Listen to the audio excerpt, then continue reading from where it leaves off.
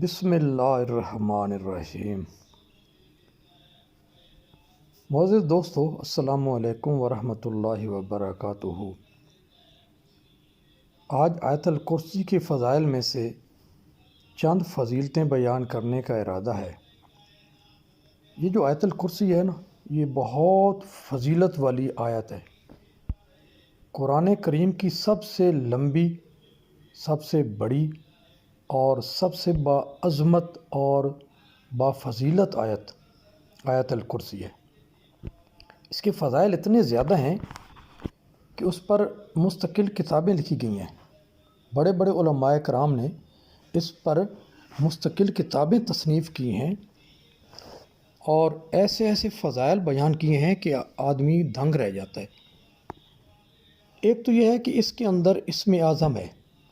اسم اعظم کے بارے میں یہ ہے کہ اگر اسم اعظم کے ذریعے سے دعا مانگی جائے تو اللہ تعالیٰ اس کو رد نہیں کرتے، بشرطے کہ دعا کے جو دوسرے لوازمات اور شرائط ہیں وہ انسان کے اندر پوری ہوں، جیسے رزق حلال اور لباس کا پاک ہونا، اور اس کے علاوہ کسی کے اوپر ظلم نہ کرنا، یعنی بڑے بڑے گناہوں میں مبتلا ہونا، فاسق اور فاجر نہ ہونا۔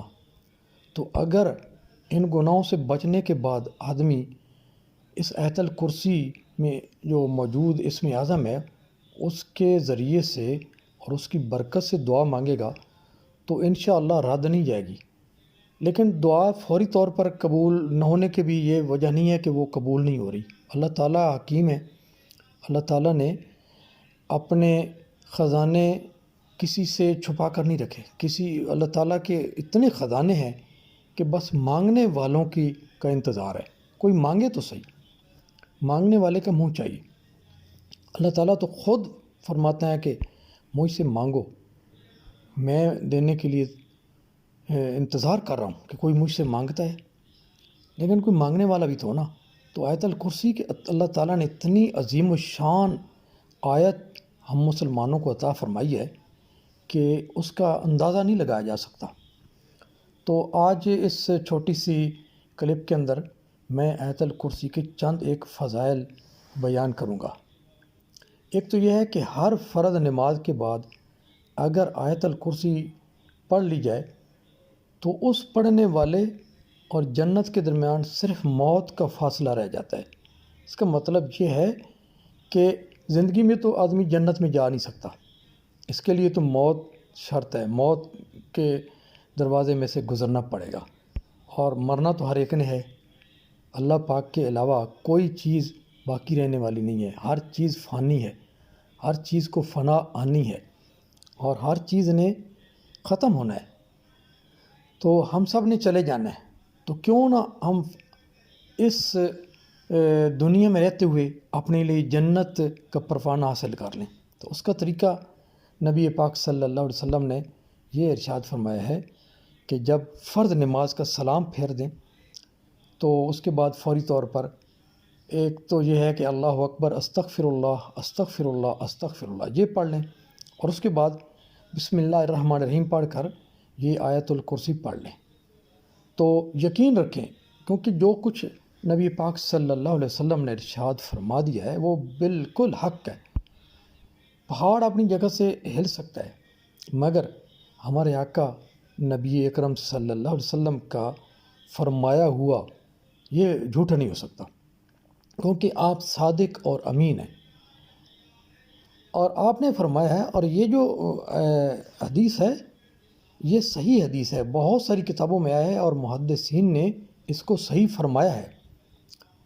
تو اگلی ویڈیو میں انشاءاللہ اسی آیت الکرسی کے جو حوالے ہیں وہ بھی میں پیش کر دوں گا۔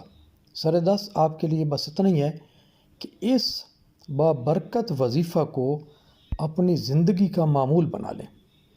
نماز تو ہر مسلمان نے پڑھنی ہے، کیونکہ وہ تو فرض ہے۔ نہیں پڑھے گا تو قیامت کے دن جب سب سے پہلا حساب، سب سے پہلا سوال ہی انسان سے نماز کے بارے میں ہوگا، تو نماز تو ہر آدمی نے پڑھنی ہے، خواہ کچھ بھی ہو جائے۔ تو اب جیسے ہی سلام پھیرا جائے تو ایک دفعہ آیت الکرسی پڑھ لی جائے تو اس کا یہ فائدہ ہوگا کہ آدمی کی روح نکلے گی اور فوراً جنت میں پہنچ جائے گا۔ سبحان اللہ۔ یہ حدیث میں تھوڑی سی اس کی وضاحت بھی کر دوں کہ یہ حدیث امام نسائی، ابن حبان اور طبرانی نے حضرت ابو امامہ رضی اللہ تعالیٰ عنہ سے روایت کی ہے۔ اس میں یہ ہے کہ جس شخص نے ہر فرض نماز کے بعد آیت الکرسی پڑھی، اسے جنت میں داخل ہونے سے موت کے سوا کوئی چیز نہیں روک سکتی۔ اس کی شرح میں حضرت علامہ طیبی رحمۃ اللہ علیہ فرماتے ہیں کہ اس کے اور جنت کے داخلے کے درمیان صرف موت رکاوٹ ہوتی ہے۔ بس جب وہ آ جائے اور وہ آدمی فوت ہو جائے تو اس کا جنت میں داخل ہو جانا یقینی ہے۔ اور ملا علی قاری رحمۃ اللہ علیہ نے بیان فرمایا ہے، انہوں نے اس کا ایک اور معنی بھی بیان فرمایا ہے، وہ یہ ہے کہ یعنی جنت میں داخل ہونے میں بلا شک و شبہ قطعاً کوئی چیز حائل نہیں ہوگی۔ تو یہ ملا علی قاری نے مرقات شریف میں، مرقات ان کی بہت مشہور و معروف کتاب ہے، اس میں یہ لکھا ہے۔ تو جب گھر سے نکلنے لگیں تو اس وقت بھی آیت الکرسی پڑھ لیں۔ اور تیسرا یہ ہے کہ جب سونے لگیں تو گھر میں یا کہیں بھی ہوں، جنگل میں ہوں، خواہ قبرستان میں بھی ہوں، آیت الکرسی پڑھیں اور پھر یقین رکھیں کہ اب آپ کو کوئی چیز نقصان اور گزند نہیں پہنچا سکتی، اس لیے کہ اللہ تعالیٰ نے اب آپ کے اوپر فرشتے مقرر کر دیے ہیں جو آپ کی شیاطین سے، جنات سے اور چوروں سے، ڈاکوؤں سے حفاظت فرمائیں گے۔ بس یقین شرط ہے، اللہ کے کلام میں بہت تاثیر ہے، اس کو معمولی نہ سمجھیں۔ تو مجھے امید ہے کہ آپ جو بھی میرے بھائی سن رہے ہیں وہ اس وظیفہ کو اپنی زندگی کا معمول ضرور بنا لیں گے اور کبھی بھی اس کو چھوڑیں گے نہیں۔ تو اس کو اپنے دوستوں تک بھی پہنچائیں جتنا زیادہ ہو سکے، کیونکہ خیر کی بات کو پھیلانا اور آگے پہنچانا یہ بھی بہت بڑی نیکی اور صدقہ ہے۔ ہو سکتا ہے کہ آپ سے بھی زیادہ کوئی اور دوسرا عمل کرنے والا مل جائے۔ یہ جو حدیث شریف میں ہے نا کہ اللہ تعالیٰ اس شخص کو خوش و خرم رکھے جس نے مجھ سے کوئی حدیث سنی اور اس کو اوروں تک پہنچا دیا، اور فرمایا کہ بعض دفعہ ایسا ہوتا ہے کہ یہ جو بیان کرنے والا ہے نا، اس سے سننے والا زیادہ عمل کرنے والا ہوتا ہے۔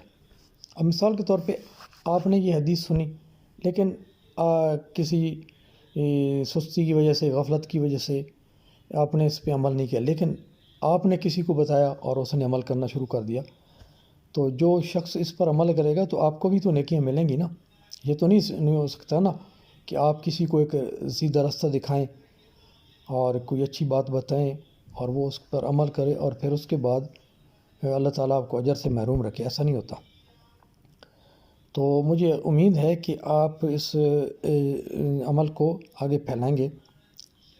اور دوسرا یہ ہے کہ اسلامی چینل کو سبسکرائب ضرور کیا کیجیے، خواہ کوئی بھی ہو، حدیث کا چینل ہو، مسائل کا چینل ہو، اسلامی واقعات کا چینل ہو، اور یہ جو وظائف کا مطلب کوئی اسلام سے متعلق کوئی بھی چینل ہو تو اس کو ضرور سبسکرائب کیا کیجیے۔ اس سے کسی کا کچھ بھی نہیں جاتا، ایک انگلی کا اشارہ کرنا ہے، اس کو دبانا ہے اور چینل نے سبسکرائب ہو جانا ہے، اور ویڈیو کو لائک بھی کر دیا گیا، یعنی یہ ویڈیو آپ کو پسند آئی ہے نا، تو اب اس کا یہ طریقہ ہے کہ آپ ویڈیو کو لائک کر دیں۔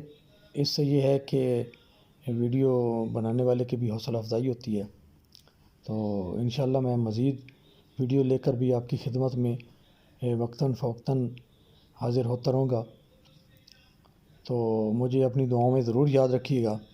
اللہ تعالیٰ ہم سب کا حامی و ناصر ہو اور ہمیں نیک کام کرنے کی توفیق عطا فرمائے۔ تو اسی کے ساتھ اجازت چاہتا ہوں۔ السلام علیکم ورحمۃ اللہ وبرکاتہ۔